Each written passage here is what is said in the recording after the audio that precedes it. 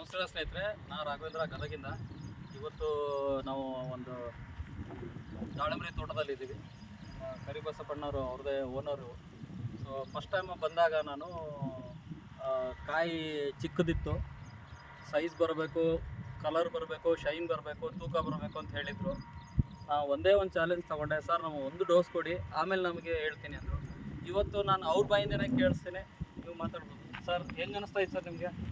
ಇಲ್ಲ ಪರವಾಗಿಲ್ಲ, ನೀವು ಕೊಟ್ಟಿರಿಂದ ಮೊದಲೆಲ್ಲ ಸ್ವಲ್ಪ ಇತ್ತು ಸೈಜು. ಈಗ ನೋಡಿರಿ, ನೀವು ಕೊಟ್ಟು ಒಂದು 2 ತಿಂಗಳಾಗೈತಲ್ಲ, ಇದರ ಸೈಜೇ ಚೇಂಜ್ ಆಗಿದೆ. ಹೆಂಗೆ ಅನಿಸ್ತು ಸರ್ ನಿಮಗೆ? ಇಲ್ಲ ರೊಟ್ಟೆ ಹೆಂಗಿದೆ, ಉತ್ತಮ ಇದೆಯಾ? ಇನ್ನೊಬ್ರಿಗೆ ಹೇಳ್ಬೋದಾ? ಹೇಳ್ಬೋದು, ಅದೇನು ಸಮಸ್ಯೆ ಇಲ್ಲ. ನೀವೇ ಕಣ್ಮುಂದೆನೇ ಗೊತ್ತಾಗುತ್ತಲ್ಲ, ನೀವು ನೋಡಿ ನೋಡ್ಬೋದು. ಕಾಯಿ ಹೆಂಗೆ ಕಚ್ಚಿದೆ ಅಂದರೆ, ಕಾಯಿ ಸೈಜ್ ಬಂದಿದೆ ನೋಡಿ, ಕಲರ್ ನೋಡಿ ಹೆಂಗಿದೆ, ಕಲರ್ ಶೈನ್ ನೋಡಿ. ಸೈಜು ಕೂಡ ಅದೇ ಥರ ಇಂಪ್ರೂವ್ ಆಗಿದೆ. ಸರ್ ಇದೇ ಬೇಕು ಸರ್ ನಮಗೆ ರೈತರಿಗೆ. ನೋಡಿದೀವ, ಸುತ್ತ ನೋಡ್ಬೋದು. ಇಲ್ಲಿ ಈ ಥರ ಎಲ್ಲ ಚೆನ್ನಾಗಿ ಕಟ್ಟಿದಾವು. ಇನ್ನೂ ಕಾಯಿ ಬರ್ತಾ ಇದೆ, ಇನ್ನೂ ಸೈಜಿಂಗ್ ಇದರೊಳಗೆ ಇದೆ, ಇನ್ನು ಸೈಜ್ ಆಗ್ತಾ ಇದೆ. ಅದಕ್ಕೆ ಸರ್ ನಾನು ಒಂದು ಕೇಳ್ತೀನಿ, ಇನ್ನೊಂದು ಡೋಸ್ ಕೊಡಿ ಸರ್, ಇನ್ನೂ ಸೂಪರಾಗಿ ಬರುತ್ತೆ. ಅದೇ ಅಷ್ಟರಲ್ಲಿ ಒಂದು ಡೋಸ್ ಕೊಡಿ ಸರ್. ನೋಡಿ ಇಲ್ಲಿ ನೋಡಿ, ಸುತ್ತ ನೋಡಿ ಸರ್ ಹೆಂಗಿದೆ. ಇಲ್ಲಿ ಟೋಟಲ್ ಏರಿಯಾದಲ್ಲಿ ಈ ಥರ ಬಂದಿಲ್ಲ. ಸೊ ಈ ಥರ ದಾಳಂಬ್ರಿ ಎಲ್ಲ ಭಾಳ ಜನ ಬಂದು ನೋಡ್ಕೊಂಡು ಹೋಗ್ತಾ ಇದ್ದಾರೆ, ಏನು ಕೊಡ್ತಾ ಇದ್ದೀರಾ ಏನಿಲ್ಲ ಅಂತ. ಇಲ್ಲಿ ನೋಡಿ ಸರ್, ಸೈಜ್ ನೋಡಿ, ನಿಮಗೆ ಒಳಗಡೆ ತೋರಿಸ್ತೀನಿ ನೋಡಿ ಸರ್. ನೋಡಿ ಕಲರ್ ನೋಡಿ, ಇಲ್ಲಿ ನೋಡಿ.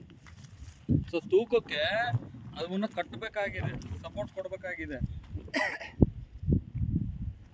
ತುಂಬ ಟೈಮ್ ಐತಿ, ಇದಕ್ಕೆ ಇನ್ನೂ ಸೈಜ್ ಬರ್ತೈತಿ. ಸರ್ ಇದನ್ನ ಹಣ್ಣು ನೀವು ತಿಂದಿದ್ದೀರಾ?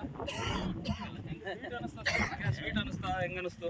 ಭಾಳ ಚೆನ್ನಾಗಿದೆ. ಸೇಮ್ ದಾಳಂಬ್ರಿ ಅನ್ನಂಗೆ ಒಳ್ಳೆ ಸ್ವೀಟ್ ಬಂದಿದೆ ಅನ್ನಂಗೆ ಆಯಿತು. ಅದು ಸ್ವೀಟ್ ಹೆಚ್ಚಿಗೆ. ಟೋಟಲ್ ಎಷ್ಟಿದೆ ಸರ್ ಗಿಡಗಳು?